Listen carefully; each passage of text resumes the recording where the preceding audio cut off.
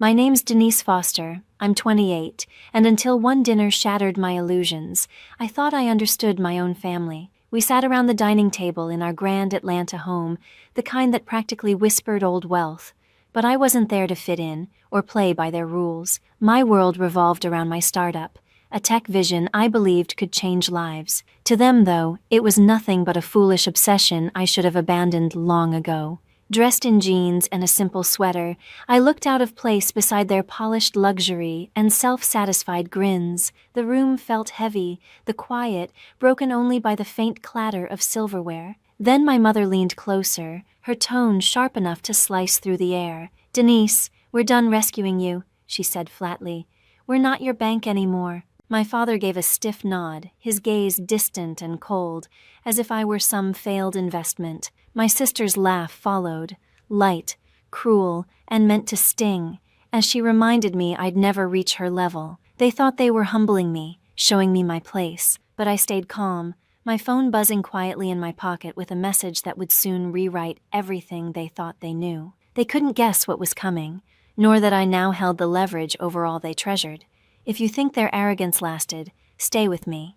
This story is about to turn their smirks into silence, and if you're curious how I twisted their words back on them, make sure to hit subscribe and tap the bell, because what comes next will leave you stunned. Just as the first appetizers arrived, my mother's voice dropped to a chill. "Denise, that little tech fantasy of yours is a waste of time," she said, cutting through the soft clink of crystal and glass. Her gaze cut straight through me, filled with the kind of disappointment that made it seem like my ambition to build a startup was a personal offense. Mom leaned back, the light from the chandelier catching the diamonds at her neck as she sighed. "You're almost 30. When will you finally grow up and get a real job?" she asked, each word laced with frustration.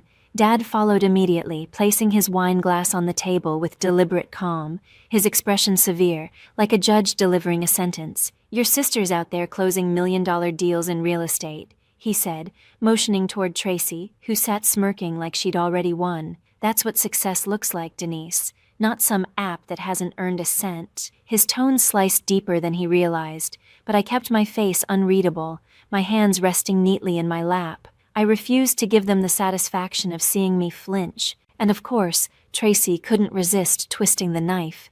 She flipped her hair, her gold bracelet flashing under the light as she launched into her favorite subject, herself. "Just signed a contract for a downtown condo project," she announced proudly, her voice thick with self-importance. "7 figures, Denise," she added, pausing just long enough for it to sting. "That's the kind of money you'll never see chasing your childish dreams." Her laughter cut through the air, sharp and cruel enough to twist my stomach. "Still living off our leftovers, huh? Always begging for help?" Mom gave a stiff nod, her lips pressed into a thin line. "We've gone too easy on you," she said, folding her napkin with slow precision. "Tracy's right, you can't depend on us forever." The words landed like blows, but I stayed still. I'd heard the same chorus every holiday, every so-called family dinner, a script they never tired of performing. To them, I was the weak one, the embarrassment who didn't fit their picture-perfect high society image. Dad leaned in, his tone firm but self-righteous. "It's time you stood on your own, Denise. No more safety net. You need to learn what it means to earn something." His voice carried the authority of someone pretending he'd clawed his way up, though every inch of his comfort had come from inherited wealth. The house, the cars, even the wine in his glass. I felt the hypocrisy like a cold wind, but said nothing, letting their words wash over me. Tracy wasn't done. She took a slow sip of wine, amusement flickering in her eyes. "Maybe follow my example," she said smoothly. "Get your real estate license, start small, actually contribute to this family." Her tone dripped with condescension. "You're not built for this startup fantasy. It's embarrassing, honestly." My jaw tightened as my hands gripped the chair. I'd grown used to their judgment, but tonight, every insult dug deeper, each one a reminder of how little they believed in me. They saw me as a burden, a dreamer destined to fail. But I wasn't there to defend myself or seek validation. My phone in my pocket felt heavier than ever, a quiet symbol of what they couldn't yet imagine. They thought their wealth gave them control over my future, that their money and opinions shaped the limits of my life. The dining room pulsed with their smug confidence, Mom's sharp looks, Dad's patronizing tone, Tracy's gleeful cruelty. They believed they'd won. I let them talk. Every word was another shovel of dirt on their own grave. When the time came to toast, glasses clinking in arrogant unity, my phone vibrated. I glanced down and froze for a heartbeat at the name flashing on the screen, Margaret Lee, Trust Fund Manager. Her message was short but devastating. Approve monthly allowances for Edward, Nancy, and Tracy Foster, $20,000 each. Sliding the phone back into my pocket, I felt calm settle over me. The balance of power had just shifted. They thought they'd humiliated me, but soon they'd understand exactly who held their future in her hands. Across the room, I caught Shannon Reed's eye. My closest friend and partner in the startup knew exactly what this night meant. She'd stood beside me through endless nights of coding, every nerve-wracking investor pitch, every setback that nearly broke us. I gave her a small nod, and without a word, she excused herself from her conversation and joined me by the bar. "They're not ready for what's coming," she murmured, her voice low but brimming with electricity. "They have no clue you're the one in control here." I leaned in slightly, keeping my tone even. "They've been living off my choices for years," I said, watching Mom, Dad, and Tracy laugh among their glittering circle of friends. It's time they finally understood. Just then, the dining room doors swung open. Margaret Lee entered, her heels striking the marble floor in crisp, deliberate beats. She carried a slim leather folder, her expression composed, yet charged with purpose, as if she'd come to deliver a reckoning. The hum of conversation faded. Guests glanced around, sensing the shift. Mom's smile faltered, suspicion flickering in her eyes. Dad set his wine glass down, his posture stiffening. Tracy stopped mid-sentence, her gaze darting to the newcomer.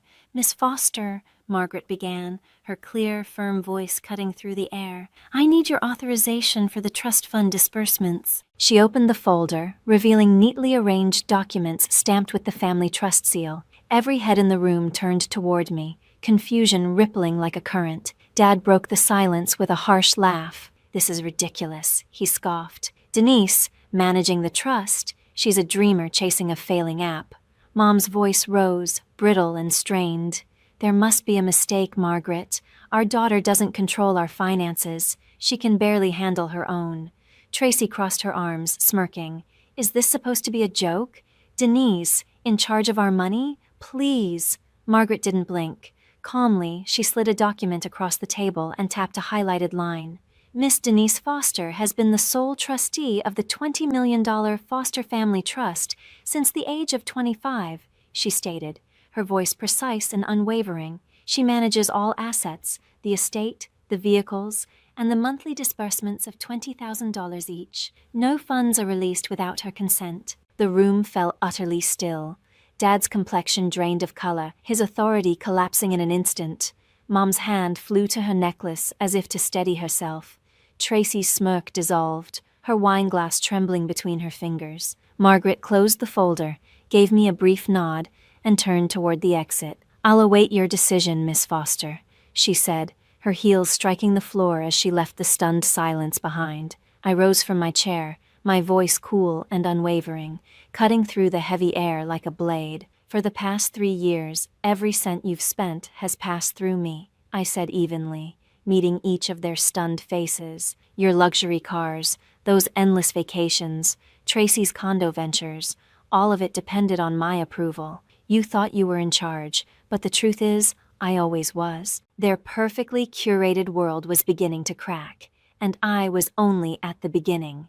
Dessert plates clinked softly as my phone vibrated again. I pulled it out, ignoring the awkward chatter that tried to fill the silence. A new message appeared on the screen, from Paul Carter, the bank manager overseeing the trust. "Confirm. Hold on all Foster family allowances." My pulse stayed calm as I hovered over the reply, knowing exactly what came next. After years of being their scapegoat, it was time they learned what their condescension cost. I stepped a few feet away from the table, my voice low but resolute as I spoke into the phone. "Put a hold on everything," I said. "No disbursements for Edward, Nancy, or Tracy Foster, effective immediately. Paul's reply came crisp and efficient. Understood, Miss Foster. Consider it done. I ended the call, slipped the phone back into my pocket, and returned to my seat, my expression unreadable. Tracy noticed first. She frowned, staring at her phone, her manicured fingers moving rapidly across the screen. "What is this?" she muttered, her voice rising with each tap. "My cards declined." She tried again, her cheeks flushing as the same error message flashed. "This can't be right. I used it this morning." Her eyes flicked toward me, suspicion dawning, but I calmly lifted my glass and took a slow sip of water. Dad's fork stopped midair, his brows drawing together. "Tracy, what's going on?" he asked sharply. She shoved the phone toward him, her voice shaking. "My account's frozen, and the condo deal downtown is collapsing. They're saying the funds never cleared." Panic crept into her tone as she scrolled through a flood of messages from furious partners. Mom clutched her chest, her bracelet jangling as her composure faltered. "That has to be a mistake," she said quickly, though her eyes betrayed the fear spreading behind them. "Our accounts are stable. They've always been." She turned to Dad, her hand gripping his arm. "Edward, the house, the taxes, the mortgage, those are fine, right?" The question lingered in the tense air. I leaned back, my voice calm and measured. "The mansion belongs to the trust," I said, locking eyes with each of them, "and I control the trust. Without my authorization, there's no money for taxes, no payments, nothing." Dad's color drained. The confident patriarch facade cracked as uncertainty took its place. "That's absurd," he muttered, but the weakness in his voice said otherwise. "We don't need your permission to live our lives," Tracy burst out, her voice tight with panic. "You're bluffing. You can't just cut us off. We have our own money, our own business deals." But her hands trembled, fingers gripping her phone like it was her last safety line. Mom tried to step in, her tone cracking under strain. "Denise, please, be reasonable. We've always supported you. This is just a misunderstanding." The words rang hollow, empty echoes trying to mask years of dismissal and contempt. I only shook my head, my expression unreadable. "For 3 years," I said evenly, my voice slicing through the air, "I've signed every check that's kept your cars on the road, your vacations booked, your lifestyle intact. You thought you were in control? You never were." The truth hit like a physical blow. Excuses died on their lips. Tracy's phone buzzed again. She glanced down and gasped. Her largest client had just canceled their contract. The color drained from her face as her polished facade began to crumble. Dad tried to salvage what little dignity he could. "We don't need your charity," he barked, but the tension in his clenched fists told another story. "We've done perfectly fine without you." I arched an eyebrow, letting the silence drag. They could cling to denial all they wanted, but the truth was already settling in. Their wealth, their comfort, their entire sense of power existed because of me. Mom's eyes shimmered with tears, her calm exterior finally breaking. "Denise, you can't do this to us," she whispered, her voice barely holding together. But I didn't flinch. Their panic filled the room, raw and heavy, the air thick with fear. I felt nothing but the satisfaction of balance being restored. They had mocked me, belittled me, written me off as a failure, and now they were learning what that arrogance cost. The dining room fell silent again, the tension broken only by the soft ping of my phone. I glanced at the screen, my chest tightening as I saw the sender, a venture capitalist I'd pitched to the year before. The subject line hit like ice water. "Concerns about your startup's credibility." My jaw tightened as I read. Tracy had sabotaged me. She'd told investors my company was a scam, a desperate money grab. Her lies had tanked a crucial funding round and nearly killed my business before it even launched. I looked up slowly, my gaze locking on hers. "You told investors my startup was a fraud," I said, my voice low, sharp, and unwavering. Her face went ashen, lips parting in a silent denial. But I raised my phone, the email glowing in my hand like a confession. "This came from one of them," I continued. "They heard it directly from you." The room fell dead quiet. Guests stopped whispering, every eye fixed on Tracy as she stammered, her hands trembling uncontrollably. "That's a lie," Tracy snapped, but her voice wavered, betraying the truth she was trying to bury. Mom's eyes darted between us, her expression torn between guilt and defiance. "Denise, she was only protecting our family's reputation," she said, her tone trembling but still trying to sound firm. "Your startup, it's risky. She was thinking about what was best for all of us." Dad nodded stiffly, his jaw tight. "She didn't mean any harm," he added, voice low, almost pleading. "Tracy was just trying to keep our name out of gossip. You know how fast things spread in our circles."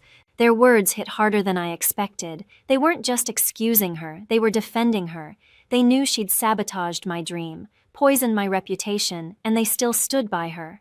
Tracy seized on their support, her tone turning frantic. "I had to, Denise!" she shouted, her eyes wild. "Your app was a disaster waiting to happen. It was dragging our family down. I was saving us." Her voice shook, her excuses flimsy, her fear bleeding through every word. I could almost hear her confidence collapsing as her empire unraveled around her. The room seemed to close in, the weight of betrayal pressing down like a storm. I set my phone on the table, my gaze locked and cold. "You all knew," I said quietly, the steel in my voice slicing through the air. "You knew she lied to investors. You knew she tried to destroy everything I built, and you still defended her." Mom's fingers clutched her necklace, eyes shining with tears she couldn't hide. She said nothing. Dad looked away, his silence louder than any denial.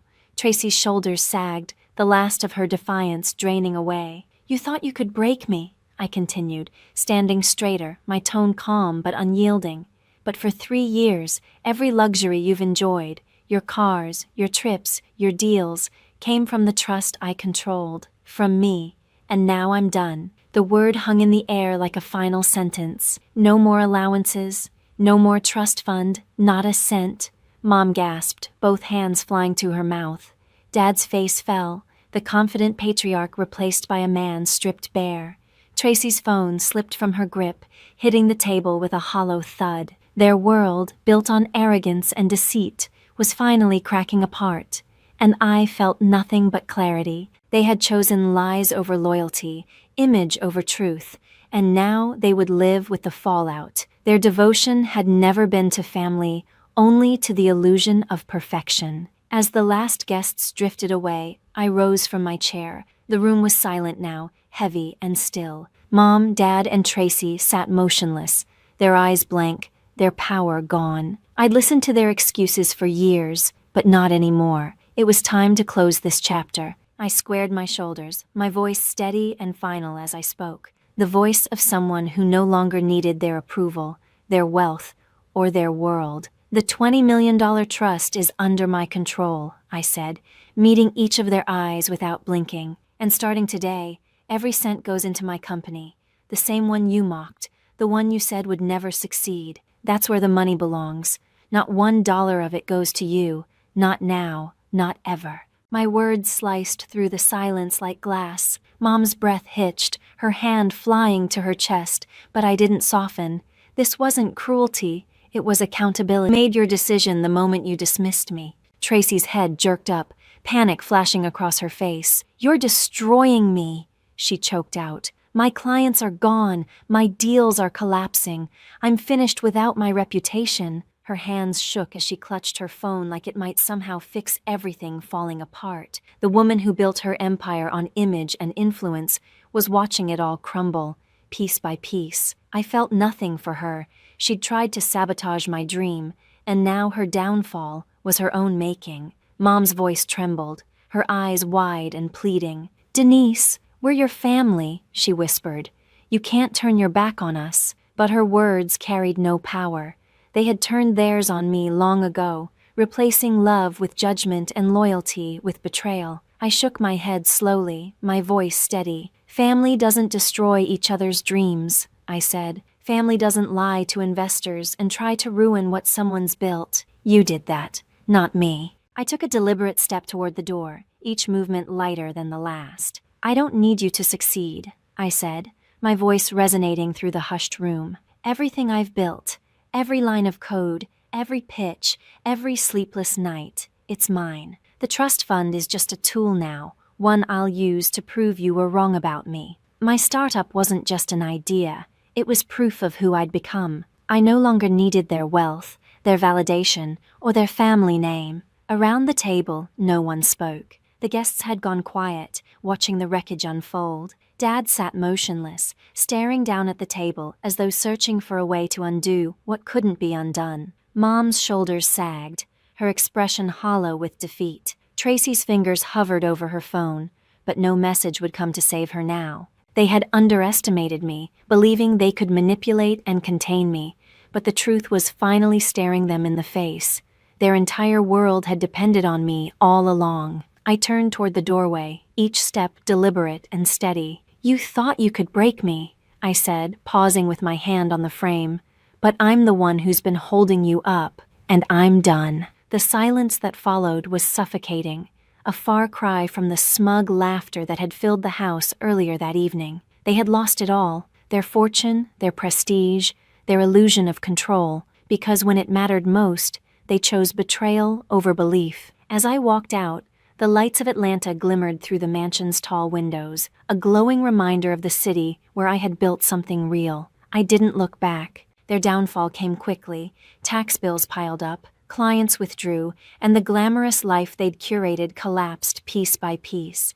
I was finally free, ready to create something larger than their narrow world, fueled by my own resilience and the trust I now commanded. 6 months later, I stood in my new office, overlooking that same skyline. The space buzzed with energy, monitors glowing, ideas flying, a team united by purpose. My company's logo shone proudly on the wall, a symbol of everything I'd fought for. What was once mocked as a foolish dream had grown into one of Atlanta's most promising tech ventures, praised in local publications as a disruptor in its field. The $20 million trust, once a safety net for my family's indulgence, had become the foundation of innovation, rebuilt through my labor, my risks, my vision.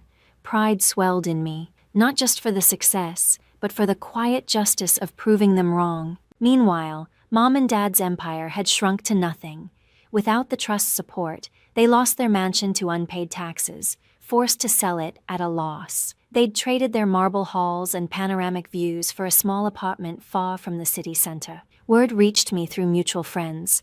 They now lived modestly, counting every dollar, surviving on Dad's fading investments and Mom's occasional consulting jobs. The life of galas and luxury had been replaced by thrift stores and discount groceries. Tracy's fall was even more brutal. Her reputation, once spotless, was ruined. Her clients vanished, her accounts frozen, and her high-end career dissolved. She ended up behind a desk at a small management office, pushing paperwork for a fraction of what she used to earn. The designer bags, the magazine features, the invitations, all gone, replaced by hushed whispers at industry events. She'd called once, leaving a voicemail I never returned. Her betrayal, the lies she spread about my company, still cut too deep. Through it all, Shannon Reed never wavered. My closest friend, my partner in this journey.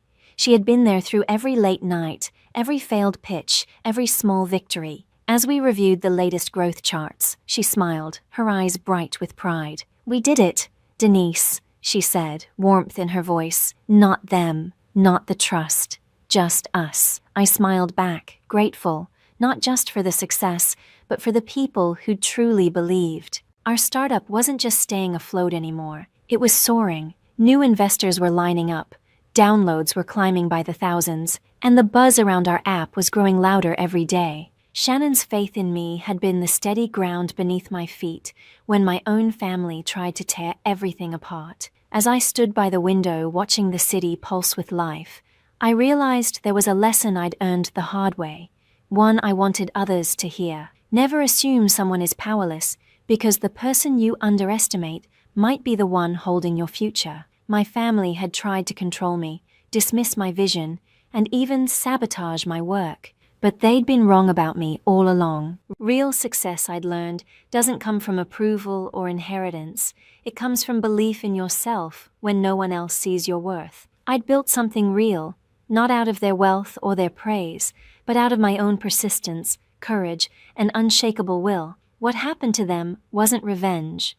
It was consequence. Mom and Dad's pride, Tracy's deceit, they had created their own downfall. They'd called me naive, told me my dreams were foolish, but their doubts had become my fire. The trust fund they once leaned on had become the engine driving the future I was creating. I no longer needed their recognition to know I'd won. And to everyone who's followed this journey, thank you. Your support means everything to me, and I hope my story reminds you of your own strength. Never let anyone convince you that you're small. You have everything you need inside you to build something extraordinary. Tell me in the comments about a time you proved someone wrong, or a dream you're fighting for. And if this story moved you, don't forget to like, subscribe, and hit the notification bell. Here's to building our futures on our own terms, no matter who doubts us.